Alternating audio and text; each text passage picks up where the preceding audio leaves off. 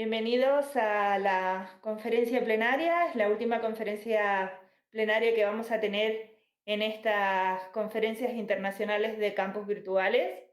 Tenemos con nosotros a un ponente extraordinario, es Francisco José García Peñalvo.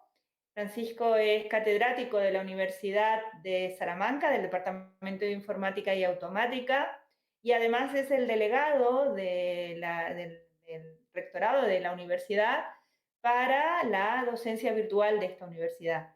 Cuenta con 3 sexenios de investigación, 4 quinquenios de docentes reconocidos, es profesor distinguido de la Escuela de Humanidades de Educación del Tecnológico de Monterrey, de México. Además, desde 2016 es el director del grupo de investigación reconocido por la Universidad de Salamanca y es un grupo de excelencia de Castilla y León que se llama GRIAL, Grupo de Investigación en Interacción y Learning.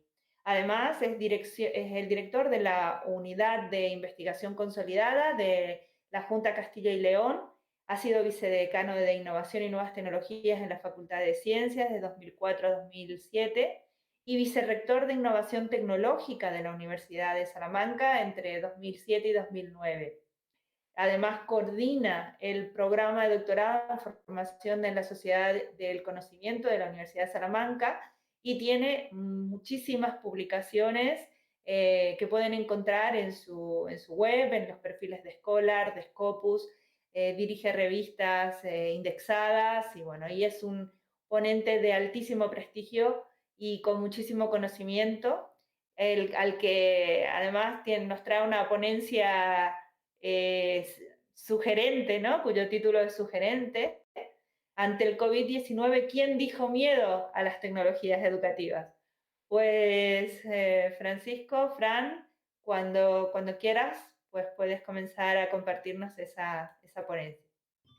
Muchas gracias, Karina, por la presentación, siempre exagerando la realidad, pero se agradece tener amigos que saben vender tu currículum. Un placer pues, ser, como, de alguna manera, dar la conferencia final de esta edición de Campus Virtuales, esta vez en Marruecos en esencia, aunque realmente ha sido online por la circunstancia que, bueno, que también motiva un poco el título de mi ponencia, ¿no? Pues vamos a ello. Voy a compartir mi presentación.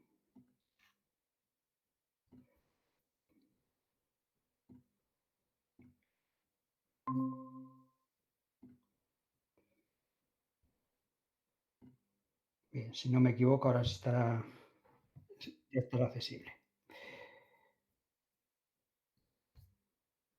Bueno, pues la idea es hablar un poco sobre qué ha pasado durante estos meses en la universidad, la docencia en la universidad, con ese trasfondo de pandemia que compartimos, por desgracia, todas las universidades del mundo, ¿no? Y de alguna manera qué papel están jugando y han jugado las tecnologías educativas y de alguna manera ver si son las culpables de todo lo que pasa o son las protagonistas o realmente son unas meras herramientas a las cuales debemos de desmitificar y de alguna manera incorporar de una forma lo más transparente posible a nuestro día a día. Entonces, bueno, de alguna forma, por ponernos en contexto, tendríamos que hablar de antes de la pandemia, todas las universidades a nivel mundial, pues de alguna manera u otra, estaban en un camino de la transformación digital.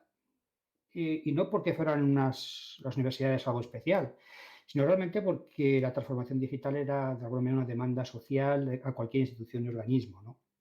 Yendo un paso más allá, como luego comentaremos, de lo que es una mera digitalización de servicios, ¿no? Realmente una transformación digital es algo más que tiene que de alguna manera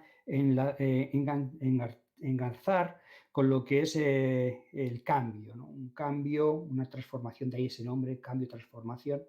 Y eso es realmente lo complicado, porque especialmente ya no las instituciones, sino los protagonistas de esas instituciones, que son las personas, somos muy reacios a cambiar, ¿no? Entonces, desde el punto de vista de cualquier dirección, de cualquier gobierno de tecnologías, ya que la tecnología va a estar presente en este cambio, hay que gestionarlo, hay que hacer una gestión de cambio y tenemos, por lo tanto, que conocer el perfil de las personas que nos vamos a encontrar en estas instituciones. Entonces nos vamos a encontrar claramente, pues siempre con un grupo más o menos poblado que está en contra de cualquier cambio. Siempre se va a manifestar en contra y de alguna manera va a poner todos los palos en las ruedas posibles para que ese cambio no se produzca. Tenemos después los que podemos llamar ignorantes de los cambios. Realmente son un grupo que no van a facilitar esos cambios, que no van a dar el paso adelante, pero tampoco van a estar en contra, no van a poner de alguna manera todo el peso que puedan para evitar. Después, de alguna manera, estaría otro grupo, que es el grupo que se adapta a los cambios, el grupo que, bueno, no los va a liderar, pero que es proclive a cambiar. Y por último, sería el grupo que lidera el cambio. De alguna manera, en las universidades también en este grupo claramente tienen que estar los equipos rectorales, los equipos de dirección, para que esto tenga un sentido. Entonces, en un contexto como este de adopción tecnológica, podemos ver un gráfico que aparecerá más veces a lo largo de la ponencia, que es un gráfico de un ciclo hype en el que se va viendo cómo se adopta cualquier tecnología, cómo sube, cómo llega a ese máximo de expectación, cómo se desploma hasta llegar a un límite inferior que o bien desaparece o de alguna forma lo que hace es remontar hasta llegar a una meseta de productividad o de realmente convertirse en una facility, en algo que es totalmente aceptado y conocido, ¿no? Y eso va a tener que ver precisamente con esos grupos que van a conformar nuestra organización. En este caso, universidades, y si es una universidad pública, pues mucho más complejo de gestionar. Por un lado, ¿quién te va a apoyar en una transformación, en una aceptación? Pues ese grupo que podríamos ser líderes y primeros adoptadores, primeros innovadores, ¿no? Ese grupo son los que te permiten lanzar esas tecnologías y de alguna manera estaban en ese grupo de liderazgo.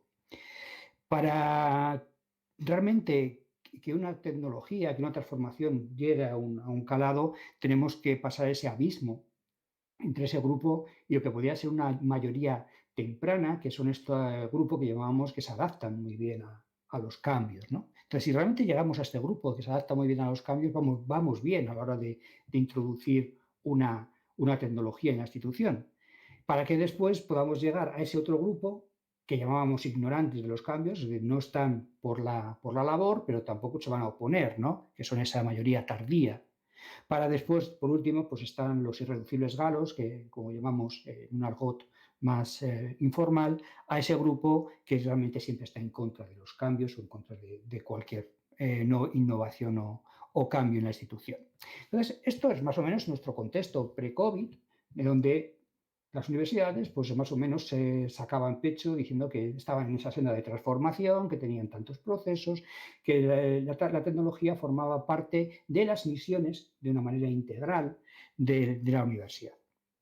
Con esto, bueno, pues llega la COVID, llega la enfermedad, llega este virus, el SARS-CoV-2, y nos pone de alguna manera en una situación que a las universidades presenciales pues no se habían visto nunca, que es tener una situación de confinamiento, donde tenemos que hacer un teletrabajo en todas las facetas y, por lo tanto, ¿qué va a suponer? Pues va a suponer realmente la prueba de fuego, ese test para esa transformación digital. Vamos a ver cómo de madura estaba esa transformación digital. Y claro, esto si lo hacemos, si lo analizamos desde un punto de vista ¿hemos sobrevivido? Pues claro, hemos sobrevivido todos. Entonces, hemos sobrevivido gracias a la tecnología que teníamos y, por lo tanto, pues puede decirse que bien, más o menos estaba bien. Pero si quitamos un poco esa primera intención de estoy aquí y, por lo tanto, he conseguido pasar estos meses de auténtica crisis y lo hacemos con autocrítica, seguramente el estado de madurez de nuestra transformación digital pues no ha salido tan bien parado, ¿no? Yo creo que todas las universidades van a encontrar fallos porque de alguna manera no se había tensionado tanto, no se había puesto a prueba tanto ese estado de madurez. Si nosotros de todas esas misiones nos centramos en la misión docente, dado el contexto de la conferencia en la que nos encontramos, el efecto de esta enfermedad ha sido, pues claramente, el de vaciar las aulas y, por lo tanto, pero no parar, no parar. Teníamos que buscar una alternativa. La alternativa precisamente estaba en esa parte tecnológica, en salir a lo que es la teleformación, el e-learning, la docencia online, para continuar algo que se había quedado pues parado, que se había quedado a medias, porque en la mayoría de los casos pues pilló esta situación pues con los cuatrimestres o con los semestres en marcha, ¿no? Entonces, de alguna forma ya se había empezado y había que concluir, porque no se podía de alguna manera dejar a esa masa de estudiantes de una manera pues totalmente fuera de lugar y sin concluir para continuar con sus vidas, ¿no? Entonces, si hacemos un repaso por qué fases ha pasado el profesorado universitario durante esta enfermedad, realmente nos vamos a encontrar que podríamos señalar unas 7 fases, ¿no? 6 fases principales y una séptima fase que quizá, bueno, pues queda más reducida también para ese grupo que hablábamos de un poco de liderazgo, que tiene que, de alguna forma, pensar y reflexionar sobre cómo llevar a cabo, cómo de alguna manera gobernar todo esto en la universidad. ¿Cuál es la primera fase a la que podemos hacer mención? Pues quizás sea una fase de sorpresa. O sea, vamos al principio de la pandemia, vamos al mes de marzo, vamos a que prácticamente de un día para otro un estado de alarma, nos dicen clases presenciales no, actividad totalmente online. Entonces, esta sorpresa, realmente cómo hago, porque esto en cada universidad pues, fue en una fecha aproximada, más o menos en torno al 14 de marzo, en España estoy hablando, pero a nivel casi de todo el mundo, pues semana arriba, semana abajo también coincidió, ¿no? Entonces, bueno, aquí, por ejemplo, en mi universidad, estamos hablando de que la suspensión de las clases presenciales fue un jueves por la tarde. Y por lo tanto, había personas que el mismo jueves por la tarde o el viernes a primera hora tenían una docencia programada, ¿no? Entonces, nos encontramos con profesorado que rápidamente hizo una reacción pues muy dinámica, muy adecuada y respondió muy rápido. Enseguida, de alguna manera, estaba dando una solución a su docencia en ese contexto no presencial. Otros compañeros que tuvieron una reacción un poquito más lenta. O sea, de alguna manera el shock que provoca esto, el qué voy a hacer, ese desconocimiento, ese miedo del que hablábamos en el título de la ponencia, pues estaba ahí. E incluso, bueno, también la situación de que no se podía encontrar cada uno por cómo afectó la enfermedad. E incluso hubo compañeros, hubo personas que su primera reacción fue un poco de auténtico pánico, ¿no? De ocultarse, básicamente de desaparecer del contexto, ¿no? Pues, viéndose muy superados por toda esta situación a la que se enfrentaba. Pero bueno, las semanas van pasando, lo que podían ser para algunos 3 días, 4 días, una semana o enlazar con las fechas de Pascua, pues de alguna manera se fue prolongando en el tiempo. Por lo tanto, llegó la fase de adaptación, había que adaptarse. Pues de una manera u otra, publicando materiales en el campus virtual, utilizando herramientas de videoconferencia para cambiar la clase presencial por una clase síncrona a través de las plataformas de videoconferencia, pues se fue dando solución. Y de alguna manera entramos en lo que se ha venido a llamar una época de docencia de emergencia. Había que hacerlo para resolver un problema. El problema era que había que continuar con la actividad docente como cada uno pudiera. No nos podíamos de alguna manera escudar en que no conocíamos el contexto, no conocíamos las tecnologías, no había conectividad, no sé. todas las excusas estaban ahí, se admitían, pero había que continuar, ¿no? Entonces, esa docencia de emergencia es, como dice un buen amigo mío, el doctor Faraón Llorens de la Universidad de Alicante, pues como cambiar el motor de un avión en pleno vuelo. O sea, teníamos un contexto donde veníamos de una docencia presencial y había que cambiar a una docencia online. Pero realmente no nos daba para hacer una docencia online. Porque una docencia online hay que planificarla. Una docencia online tenemos que, de alguna forma, ser conscientes de que tanto a priori como durante se va a plasmar en unos formatos, en unas herramientas, en unos tiempos que son propicios de un diseño que se hace para hacerlo online. My Entonces, God. realmente lo que teníamos era una docencia no presencial en ese contexto de emergencia. Un contexto que era para muchos nuevo. Para una minoría que ya podía estar acostumbrado a dar este tipo de títulos en formato online, que había coqueteado con la formación online, pues pudo ser más fácil. Pero para la gran masa de la universidad presencial, por supuesto hay universidades que en esto no se vieron tan afectadas por su modelo online, pero para las universidades presenciales realmente era algo novedoso. Entonces realmente el reto no era tanto buscar una docencia online de máxima calidad, sino digitalizar lo que se había diseñado. Partíamos de unos diseños, de unas asignaturas, de unas materias, para darlas en presencial y que de repente las teníamos que dar en formato online. Bueno, pues de una manera u otra es lo que había que hacer. Por lo tanto, no debe caerse en el error de pensar, que también, como somos muy dados a hacerlo, que eso que hicimos fue en todos los casos una docencia online. No, fue un formato online, un formato no presencial para salir del paso. Pero que en ningún momento se pretendió y no podíamos exigir llegar a lo que es esa experiencia que para un estudiante y para un docente de estar en un contexto online totalmente planificado y preparado. Porque si lo queremos ver así, sencillamente lo que vamos es a degradar lo que es la docencia online, que de alguna manera, poco a poco, siempre como el patito feo, ha intentado ir abriéndose paso y demostrar que tiene una cabida y tiene realmente una equivalencia en cuanto a resultados con la docencia presencial allá donde se tenga que implantar.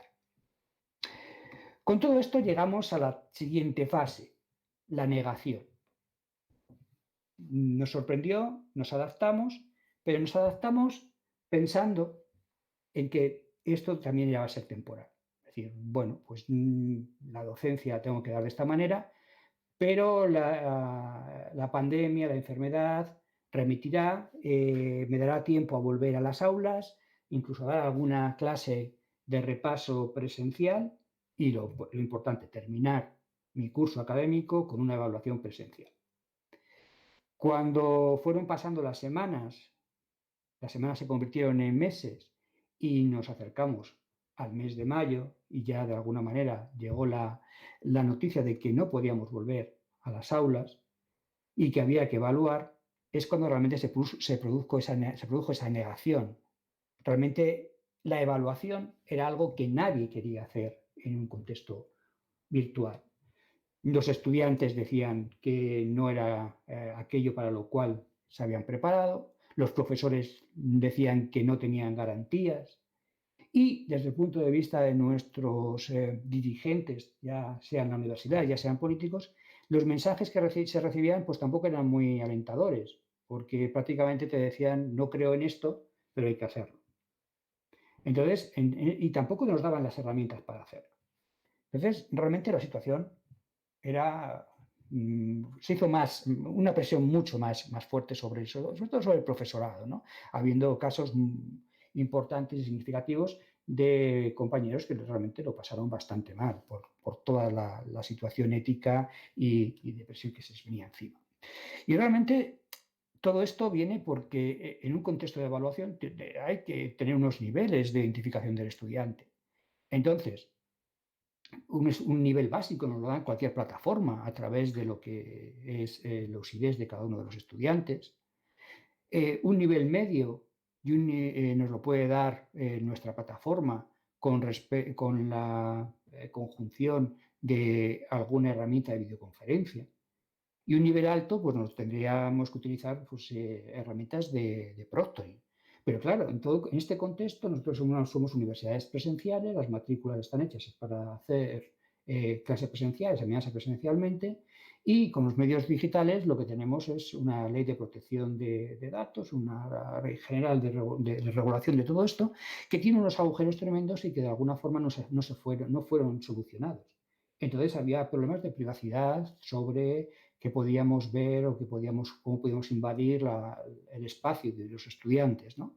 Entonces, realmente esto fue algo que provocó grandes críticas por todas las partes. Además, realmente había dificultades porque teníamos las partes prácticas de las asignaturas en función de cómo había pillado el avance de la parte práctica, pues eran competencias que a veces eran difíciles de llevar a cabo, de evaluar. Y por otro lado, la evaluación online de esas partes teóricas prácticas, si se basaba en un examen final con un gran peso sobre el cual no teníamos confianza, pues de alguna forma se complicaba todo el asunto, ¿no? Y de alguna manera también se puso de manifiesto algo que de alguna manera se estaba soslayando, especialmente en el contexto europeo. El espacio de educación superior llevaba ya varios años implantado con una propuesta de evaluación continua, pero que parece que no lo habíamos creído porque la evaluación continua que hacíamos pues era algo de muy poco peso frente a las pruebas finales. Entonces, de nuevo, nos encontrábamos con esta situación en un contexto online donde la prueba final, además, no nos daba garantías. Encima, pues eso realmente fue un caos y, de alguna forma, esa negación que llega hasta el punto que en el curso actual hay mucho profesorado que puede aceptar cualquier formato de docencia online, mixta, híbrida, para completar o para mitigar lo que es el acceso a unas aulas para que no estén masificadas o en un contexto de confinamiento total o parcial, pero desde luego lo que se niega es a volver a pasar por esa situación de evaluación en las mismas condiciones que se pasaron en el curso 19-20. Con todo esto, bueno, pues llegamos a la cuarta fase, que fue una fase de superación. Es decir, con todo lo mal que lo habíamos pasado, con todos los problemas que podíamos plantear en el contexto de impartir la docencia o de evaluar, al final el curso 19-20 se cerró. Con sus luces, con sus sombras, con sus problemas, pero mayoritariamente se puede decir que las universidades consiguieron cerrar ese curso académico. No dejaron colgados a los estudiantes, pudieron terminar sus cursos, pudieron avanzar, promocionar, e incluso los que estaban en los niveles, en los cursos terminales, pudieron terminar los grados, para poder, de alguna manera, decidir si se incorporaban a un mercado laboral o podían continuar en otros grados universitarios pues, superiores, pues máster, doctorado, etc.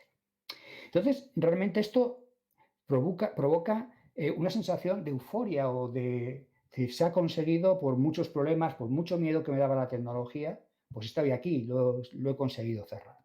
Y de nuevo, si vamos a nuestro ciclo Hype, nuestra gráfica que nos muestra precisamente esa adopción, en este caso de tecnología, en este caso de los métodos online, pues y vemos, simplificando, pues esos 4 momentos de lanzamiento, el pico de expectativas, el abismo de desilusión, la rampa de consolidación y la de productividad. Y nos vamos a estas fases que hemos estado viviendo, pues claramente nos encontramos con que ese momento inicial de la adopción de los métodos online para una gran parte de nuestra población universitaria coincidió con el confinamiento, ¿no? Realmente cuando nos confinan se produce ese lanzamiento de esta adopción de los métodos online. Y va a coincidir precisamente con este final de curso, con este cierre de curso 19-20, ese momento de máxima expectativa, ¿no? Porque se da que gracias a esta tecnología hemos conseguido solucionar esa situación de emergencia. Por mucho pánico, por mucho desconocimiento, con el esfuerzo, con la ayuda, con lo que sea, pero se consiguió, ¿no? Entonces, de alguna forma, estamos en ese momento. Y con esto pasamos a la siguiente fase, porque esto es un continuo. un continuo en el tiempo, estamos más o menos en el mes de julio, mediados finales del mes de julio, se está cerrando este curso 19-20, pero ya se tiene en mente que hay que empezar un curso 2021 que comienza agosto es un mes inhábil, estamos en finales de mes de julio, pues viene septiembre y empieza el curso. Y estamos otra vez en la misma situación porque hay un desconfinamiento, pero el virus sigue ahí y hay mucha incertidumbre sobre qué me voy a encontrar. Entonces es la palabra que define esa quinta fase por la que hemos pasado todos, que es la incertidumbre, ¿no? Entonces hay una nueva realidad. El curso es el curso en el que estamos ahora, el curso 2021, pero vamos un poco a plantearnos o a colocarnos en esos meses en los que estábamos planificando o preveyendo qué es lo que nos podíamos encontrar. Entonces, ahí aparecía esa palabra tan sumamente, o esa frase, que es la nueva realidad, ¿no? Donde de nuevo tenemos una situación de docencia presencial, de unos métodos online, pero donde teníamos esa docencia no presencial de emergencia, ahora ya no podíamos decir que es de emergencia. Ahora deberíamos tener una docencia no presencial, planificada, y no presencial en el sentido más amplio de la palabra. No significa que fuera 100% online, como sucedió en el confinamiento, sino que podía ser una situación mixta, porque había que tener unas circunstancias de manejar espacios, de dividir grupos, o podíamos esperar, lo que luego se ha producido en muchas universidades, de cierres totales durante unas semanas o parciales de un curso o de un centro, etc. Entonces había que planificarlo. Ya desde luego la excusa que tuvimos en el mes de marzo para decir que nos había sorprendido no estaba. Sabíamos que la situación podía ser esa. Por lo tanto, había que diseñar para lo digital, había que diseñar precisamente para un contexto de incertidumbre. Y entonces, si vemos las grandes fases, que es lo que nos lleva cuando nosotros planificamos una asignatura, pues aquí nos teníamos que centrar en un rediseño de la asignatura para ese contexto digital. Si nos vamos al curso 19-20, pues todos los que tuvimos docencia en ese curso, pues con antelación a comenzar, pues tuvimos que hacer nuestro diseño de las asignaturas con los objetivos y resultados de aprendizaje, las actividades formativas y una evaluación que fuera acorde precisamente de esas actividades y para poder chequear si se habían conseguido esos objetivos y resultados de aprendizaje. ¿Qué nos sucedió? Bueno, pues que en la mitad del proceso nos pilla el confinamiento, nos cambian las reglas de juego y no podemos nada más que pasar a una situación de emergencia. Ahora vamos a lo que es el comienzo del curso 2021. Estamos en ese momento, finales de julio, algunos en agosto, pero en lugar de volver en septiembre. Pues tuvimos que enfrentarnos otra vez a esto, diseño de nuestras asignaturas para ese nuevo curso, con los objetivos y resultados de aprendizaje, pero claramente tendríamos que sacar y obtener lecciones aprendidas de lo que pasó durante esos meses, porque estábamos en un contexto en el que esas actividades, esa evaluación, están dentro de una incertidumbre que no sabemos por dónde nos puede venir. Realmente no lo sabíamos en julio, por mucho que pensáramos que podíamos ir a mejor o podíamos ir a peor, pero es que incluso no lo sabemos ahora, porque vamos como una montaña rusa en el que sabes lo que puedes hacer en una semana, pero no puedes garantizar que puedes encontrarte en 15 días en función de cómo evoluciona la enfermedad en tu contexto ciudad, en tu contexto centro, en tu contexto aula. Entonces, realmente había muchos escenarios. Se hablaba de intentar una presencialidad. Incluso, bueno, pues algunos rectores, como el de la Universidad de Salamanca, acuñaba frases como el de la presencialidad segura, ¿no? Para de alguna manera garantizar o tranquilizar a estudiantes, a familias, para decir, la universidad, dentro de sus limitaciones, va a intentar que todo sea presencial o mayormente presencial. Para lo cual, tendríamos de tener en cuenta las limitaciones de aforo. Entonces, podría suceder que tuviéramos que un grupo nos cupiera en un espacio físico con esas limitaciones de aforo, con lo cual estábamos en una situación más o menos como cualquier año, porque podíamos dar una docencia presencial teniendo en cuenta pues, diferentes escenarios, ¿no? De contingencia de que el profesor no pudiera asistir por encontrarse enfermo o estar de alguna manera en una cuarentena, o que un grupo de estudiantes no pueda asistir, o que se suspenden las clases porque hay una situación peor. Pero también puede suceder que nuestras aulas masificadas no den para que pueda entrar el grupo completo. Entonces hay que dividir el grupo.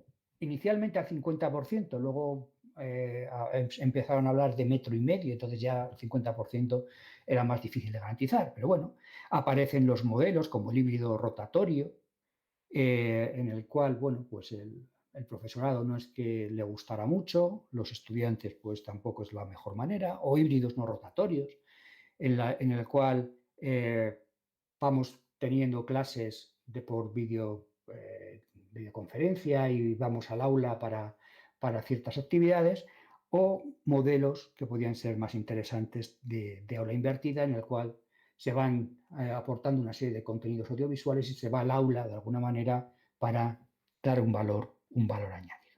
Teniendo que, por lo tanto, que rediseñar nuestras asignaturas teniendo en cuenta que tenemos dos dimensiones. Una, lo que es la dimensión temporal, donde podemos jugar con lo síncrono y lo asíncrono, y lo que es la dimensión espacial del físico y el virtual. Y ahí podemos ir colocando en cada uno de los cuadrantes pues, las diferentes actividades y vamos a encontrarnos que hay actividades síncronas muy orientadas al contexto físico, como las sesiones en las aulas de clase, las tutorías. Podemos tener otro contexto también muy típico de clases o de actividades virtuales asíncronas, como pueden ser escritorios remotos, entregas de campus, participaciones en foros, o también actividades que se pueden dar de forma síncrona en lo que es un espacio virtual, todo lo que es videoconferencia, retransmisiones, etc. Y bueno, más raro, pero lo que es en un contexto presencial, pues un físico asíncrono, por lo que pues entregas de trabajos en un casillero, ¿no? Y lo mismo con las evaluaciones, pues hay evaluaciones que estaban muy orientadas a darse en el espacio físico de forma síncrona o en el espacio virtual de forma síncrona, como pueden ser diferentes exposiciones, cuestionarios, exámenes, o en el espacio virtual de forma síncrona, con cuestionarios de autoevaluación, exposiciones mediante vídeos grabados, evaluaciones por pares, ¿no? Entonces, claro, nosotros deberíamos ver que aquí aparecen los diferentes modelos para trabajar con esa incertidumbre. Tenemos el modelo presencial que se da en dimensión física, mayormente síncrona, el modelo online que se da en una dimensión virtual mayormente asíncrona, diferentes modelos blended, ya sean rotatorios, no rotatorios, incluso modelos directos, para poder tener a un grupo con nosotros físicamente y a un grupo que nos está siguiendo a través de herramientas tecnológicas, modelos de aula virtual que nos están de alguna manera llevando o cambiando de lo que es el modelo síncrono a asíncrono, incluso del modelo de la parte presencial a la virtual y que perfectamente se pueden adaptar también siempre en un contexto online, ¿no? Entonces, con todas estas variantes deberíamos hacer un rediseño de nuestras asignaturas, un rediseño de nuestras materias, que realmente es lo que cuesta, ¿no? Entonces, por poner un caso, es decir, si yo tengo una asignatura que la oriento, por ejemplo, a proyectos, pues yo lo puedo ir planteando con objetivos para cada una de las semanas, para poder ir adaptando precisamente lo que es la situación en la que yo me encuentro, ¿no? De forma que yo puedo tener una serie de recursos que van a estar en el campus virtual con un formato mayormente audiovisual, con entregas de ejercicios, participaciones en foros y unas actividades que yo puedo plantear inicialmente para poder hacer en un espacio presencial. Que después hay un problema y no lo puedo hacer, pues directamente las puedo reprogramar en esa semana a una situación online y puedo combinar pues, con tutorías, etc. Entonces, de alguna forma, esto es lo que se nos pedía. Algo que realmente parece muy trivial, pero que cuesta, porque lo que hay que sacar es al profesorado de su espacio de confort. Entonces, en esta situación de pensar, de planificar, empieza el curso. Pasaríamos, por lo tanto, a la fase sexta, a esa aceptación de la realidad. Y de una realidad que por mucho que yo he presentado aquí muy flexible, con muchas variantes, con muchos modelos, especialmente en el contexto español, pues partimos de un documento maravilloso de nuestro Ministerio de Universidades, que prácticamente nos decía que la solución era crear algo que se llamaba modelo híbrido rotatorio, es decir, divide a tus estudiantes, das la clase como una clase presencial, la mitad te sigue en el aula, la otra mitad que te siga por un medio telemático y que luego se vayan rotando cada N días, semanas, quincenas y así van pasando todos por el aula, ¿no? Realmente, ¿qué es lo que se nos está vendiendo con esto? Pues realmente se tira por tierra cualquier planteamiento metodológico, o sea, que tenga que ver con la docencia o con los medios online. Es decir, lo que estamos planteando es que con una solución pseudotecnológica, porque tampoco es que la tecnología aquí sea ninguna maravilla, estamos hablando de poner cámaras y micros en las aulas y que se pueda hacer una retransmisión por streaming en directo de las clases. Es decir, tampoco es que la innovación tecnológica sea para tirar cohetes. Pero de alguna manera se está haciendo o se está planteando la solución a un problema con una tecnología sin contar o tener en cuenta para nada las metodologías. Es decir, estamos planteando el contexto de nueva tecnología, poniendo nuevas entre comillas, para utilizar las metodologías más tradicionales de clase presencial, de clase magistral. Por lo cual, ¿esto que nos lleva? Que únicamente si tengo tecnología para hacer lo mismo de antes, voy a tener esas metodologías de toda la vida, pero con un precio más o con una inversión mucho mayor desde el punto de vista económico y sobre todo personas insatisfechas porque la solución no es la más adecuada. Y no estamos en un contexto diciendo es que me ha pillado todo, es lo que puedo hacer. Es que podíamos pensar muchas cosas. Porque además, desde el punto de vista de lo que es una transformación digital del contexto docente, lo que no podemos decir es que adaptar a un formato de videoconferencia síncrona nuestra hora de clase en el mismo calendario, en el mismo horario que tendría en mis clases presenciales, es una transformación, es un algo paradigmático de la transformación digital de la docencia. Entonces, realmente es un error de bulto y sobre todo, de nuevo, vamos intentando equivaler unas prácticas con lo que es una docencia online que realmente no es lo que se busca en una docencia online. Entonces, si volvemos de nuevo a nuestro gráfico de Hype, nos encontramos que este momento precisamente de afrontar el curso 2021 con las viejas tecnologías, con las viejas metodologías, con simplemente un baño tecnológico, es ir al punto más bajo de adopción en lo que son los métodos online. Bien, con esto estamos ya en pleno curso 2021 y entraría esa séptima fase y última fase, y con esto pues voy terminando para intentar mantenerme en el tiempo que me habían comentado los organizadores, que sería esa fase de autocrítica y reflexión. Yo creo que para cualquiera podía hacerla, pero especialmente obligada para cualquiera que tenga una responsabilidad de liderazgo, gestión dentro de las universidades, ¿no? Entonces, desde luego, la primera reflexión es que quizá no haya una solución universal ni perfecta, que podamos, por desgracia, dar a todos nuestros profesores y decir, adoptarla que os va a solucionar todos los problemas. No. Realmente, cada materia, cada campus, cada situación es diferente. Pero además, claramente, tenemos que ser conscientes de que se ha hecho patente las importantes carencias que hay en la transformación digital real y efectiva de la universidad. Y sobre todo esto tienen que ser muy conscientes porque son los únicos que lo pueden liderar, los equipos rectorales. De manera que lo que se busca es crear esa transformación digital para tener una universidad digital más inclusiva, más participativa, pero no es ningún oxímoron decir que lo que se busca con una transformación digital es que sea más humana. Porque lo que realmente significa transformación digital es pensar para las personas que están en esa comunidad, que están en esa institución.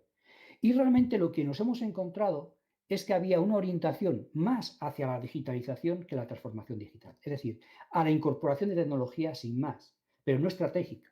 Entonces, todas las universidades han hecho un acopio, una inversión más o menos importante de tecnología, pero ¿realmente han transformado? Pues no, porque tendremos mucha información en un formato digital, podemos tener procesos digitalizados, pero si no, no tendremos una universidad que está transformada digitalmente si no tenemos una transformación de lo que es las misiones de la universidad y de su estrategia. Y en todo esto claramente ha habido brechas. Brechas de acceso, brechas de uso, brechas de competencia. Eso es obvio. Y estamos en un nivel universitario donde no son tan grandes estas brechas comparados con lo que pueden ser otros niveles, pero existen. ¿Pero qué sucede? Y lo vemos en el propio Ministerio de Universidades en España, que se tiende a solucionar el problema solo con tecnología o justificar un desempeño docente deficiente en esas brechas digitales. Entonces, parece que la tecnología siempre es la causante de los males o bien de forma directa o indirecta, por su ausencia o por su mal uso. Entonces, realmente no solamente es esa tecnología, porque la tecnología en sí mismo ni es buena ni es mala, sino depende del uso que le hagamos. Y realmente el uso que le estamos dando depende de si lo estamos utilizando realmente para ofrecer unas nuevas posibilidades, para cambiar, realmente para evolucionar la forma de enseñar y de aprender en un siglo XXI donde la tecnología debe ser eso, algo que me ayude. Entonces, realmente, a todas estas brechas que comentábamos antes, esas brechas de acceso, de uso, de competencias que tanto se habla, quizá el problema es que lo que hay es una verdadera brecha en las metodologías docentes, que no son capaces de adaptarse y de integrar la tecnología para realmente sacar ese provecho necesario de la tecnología aplicada a mi docencia. Entonces, claramente, si nosotros vemos esto desde un punto de vista de organización y partimos de una serie de indicadores, nosotros vamos a encontrar que profesorado, tecnología, contenido, metodología serán los elementos que de alguna manera me soportan cualquier formación, en este caso mi formación presencial, donde yo tengo una plantilla de profesorado que puede ser más o menos, pero la tengo dimensionada a mi realidad. Tengo una inversión tecnológica, tengo unas metodologías y utilizo unos contenidos para impartir mis clases. Con esto, pues, imparto mi docencia presencial. Pero ¿qué sucede? Que en el contexto precisamente de la pandemia, cuando nosotros en ese contexto que tenemos para la formación presencial intentamos introducir lo virtual, no queda bien acoplada en esos límites, en ese área donde lo teníamos marcado. Entonces, si esto lo pasamos quizá pues, una representación tridimensional y en un lenguaje más informal vemos cada uno de esos ejes, cada una de esas dimensiones la vemos como una especie de pata de una mesa, lo que estamos viendo es que estas patas van a tener un grosor diferentes. Nuestro profesorado, nuestras tecnologías pueden haber sido suficientemente adecuadas. Tenemos unas metodologías que ahí vamos viendo que el grosor va a ser inferior y unos contenidos que, bueno, no están preparados para una formación online. Entonces, ¿qué es lo que sucede? Que ese contexto virtual acaba estando, de alguna manera, poco equilibrado.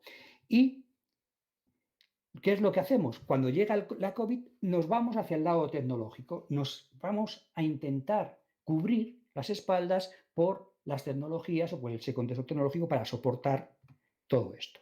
Pero es una situación que realmente es inestable, porque no tenemos precisamente que esas metodologías ni esas patas no sé que tengan el mismo grosor. Es que realmente nos hemos encontrado con que, sobre todo la parte metodológica, no llega, se queda corta, porque nuestra metodología fundamental es la metodología de la clase magistral. Y en esto, en online, estamos cojos. Por lo tanto, lo que sucede es que nuestro esquema de formación virtual pues, se nos va a caer. Entonces, ¿qué es lo que deberíamos hacer desde un punto de vista de transformación?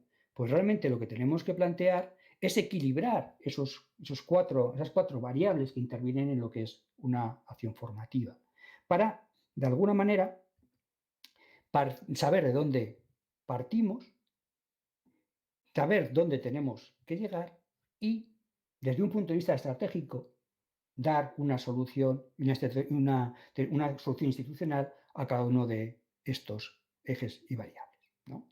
Y de alguna manera, no significa imponer, ni significa obligar, sino de alguna manera significa acompañar y dar soluciones, ¿no? También difícil. De manera que en este contexto ya tendríamos perfectamente adecuada nuestra formación virtual dentro de ese contexto presencial, para que además, si nos diera una circunstancia donde tenemos que volver a magnificar la docencia virtual, pues también no se nos cayese, se nos fuera de la mesa. Y para ello, bueno, importantísimo esa estrategia institucional de formación, donde tenemos que llegar a más profesorado, porque los programas de formación existen desde hace mucho tiempo. No es excusa decir que el profesorado no se ha formado, pero de alguna manera también es cierto que el número de plazas de formación normalmente es escaso y mucha gente queda fuera. Entonces, realmente hay que cambiar, también hay que adaptarse en el propio formato de formación hacia ese profesorado para utilizar pues, elementos que se han visto y que han dado muy buenos resultados durante esta pandemia, como son los webinars o pasar a un formato tipo SPOC con una O o con dos O's en función de si vemos un curso concreto o hacemos un programa, y que incluso esos contenidos sean NUCs que nos permitan de alguna manera incluso poder dar contenido formativo más allá de cualquier curso y siempre disponible. Entonces, claro, si volvemos de nuevo a este gráfico que me va acompañando, ¿qué tendríamos en esta rampa de consolidación? Pues precisamente cuando empezamos a reflexionar, cuando empezamos a madurar y empezamos a plantearnos que las tecnologías tienen que apoyar nuestras metodologías docentes. Entonces, este ejercicio de reflexión, que no es rápido, que lleva tiempo, es realmente lo que nos permitirá ir llegando a esa meseta de la productividad en la que de alguna manera llegaremos a esa madurez donde hablaremos de integración, de docencia, sin preocuparnos si es online o si es presencial, porque lo único que haremos será utilizar los medios que estén a nuestro alcance para, de alguna manera, generar sensaciones o experiencias de aprendizaje mucho mejores. Por lo tanto, esta normalización del uso de las tecnologías educativas, que es a lo que quizá deberíamos tender como una de las cosas que nos debería quedar después de esta pandemia, es lo que nos debería poder dejarnos olvidar de ese miedo a las tecnologías que tanto se habla. Pues muchísimas gracias y quedo a disposición de la organización por si quieren trasladarme alguna pregunta. Pues muchísimas gracias, Fran, por esta magnífica conferencia. Nos lo están confirmando los espectadores, me lo han dicho por varios canales, por WhatsApp, por Telegram, la gente que te está viendo. Y te voy a trasladar algunas cuestiones justamente de Juan Manuel González Callero, que nos dice: buenas tardes, una pregunta para Francisco. ¿Qué hacer para resolver el tema del proctoring? Por un lado, se prohíbe por privacidad y en otros casos se convierte en algo inaccesible por su coste. ¿Qué piensas sobre esto? Vamos a ver, el proctoring es una herramienta, no es la solución a todo, desde luego. Pero desde luego creo que debemos de ir avanzando en su regulación desde el punto de vista de poder saber o poder tener las garantías de usarlo cuando haya que usarlo, ¿no?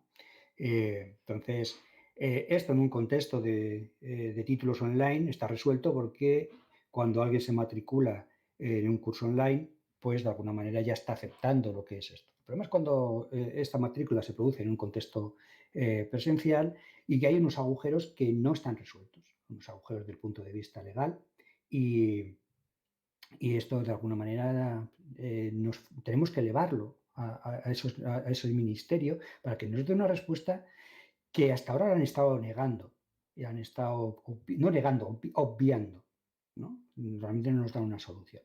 El otro problema es el coste, ¿no? Pues sí, son unos costes que esto de alguna manera es ya no solo la herramienta de proctoring, es que ahora estamos en un contexto en el que todas las herramientas que tienen que ver con una formación digital más o menos importante, empiezan a tener unos costes que las universidades los tenían como residuales, porque normalmente utilizaban pues unas versiones o unas licencias de muy pocos usuarios para hacer dar cobertura pues simplemente a unos pocos títulos online o algunos experimentos. Pero ahora, ¿qué tenemos? Pues tenemos herramientas en la nube y fundamentalmente vídeo. Entonces, las horas de vídeo, las horas de videoconferencia, las horas de servidor de vídeo, el espacio que ocupan los vídeos, por ejemplo, es un coste muy alto. Y eso es algo que tenemos ahí. Y la herramienta de Proctoring, pues sucede lo mismo, está por licencias. Entonces, en función del tamaño de nuestras universidades, también hay que plantearlo. Entonces, bueno, lo que sucede es que si esto es una realidad, tendremos que acomodar en el presupuesto de las universidades este tipo de herramientas, no queda otra. Pero el problema es cuando tú lo acomodas, como en el caso del servidor de vídeo que hablaba antes, pero lo puedes usar, es una herramienta, pues, da resultados, da mejoras, perfecto. Pero ¿qué sucede con una herramienta de proctoring que cuesta un dinero y luego cuando la vas a utilizar no te la dejan utilizar? Entonces ese es el problema. Después estaría el tema de, ¿solamente con esto me vale? No. Seguramente el proctoring debería ser, para algunos casos, bueno, pues yo necesito hacer una prueba y quiero tener una garantía de, pues igual que cuando hacemos una vigilancia en un examen en presencial, ¿no? Tú estás mirando precisamente para velar que no se corrompa el proceso. Pues aquí sería lo mismo. Es una forma de garantizar que durante un examen de tipo test, porque es para lo que están pensadas estas herramientas de proctoring, la mayoría de ellas, no se corrompe el proceso. Pero no nos podemos basar solamente en esto, en una evaluación online, que ha sido realmente el gran problema. Pues muchísimas gracias, Fran. Realmente daría para hablar muchísimo. Tu intervención ha sido, según además confirmada por muchos espectadores, de Gerardo, Rubí, Rosabel, Karina, Carlos Arturo, pues yo lo voy a resumir en una de las frases que dice que has hecho un resumen de todas las intervenciones de los tracks y que realmente ha sido una exposición muy clara y muy bien estructurada. Y yo creo que es un magnífico cierre de intervenciones. Tu ponencia, yo creo que nos ha reflejado las vivencias de todos el profesorado durante todo este tiempo y nos has dado además guías y pistas de cómo organizar esta docencia. Muchísimas gracias, Fran, por la intervención. Ahora es tiempo de ir a la ceremonia de clausura. Entonces nos vemos en la ceremonia de clausura. Muchas Muchísimas gracias. gracias a toda la gente que también nos está viendo por YouTube.